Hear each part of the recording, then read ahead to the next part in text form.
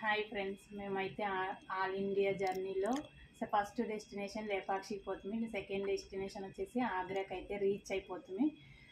Reach అయినాక dinner చూడండి order చేసింది. డిన్నర్ ఆర్డర్ చేసింది. Paneer tikka, veg noodles, soup, veg noodles, soup రెండు. ఇంకేమి ఆగ్రాలో ఏమేమి చూస్తాను ఏమేమి కానీ నెక్స్ట్ వ్లాగ్లో అయితే వస్తుంది, చూడండి.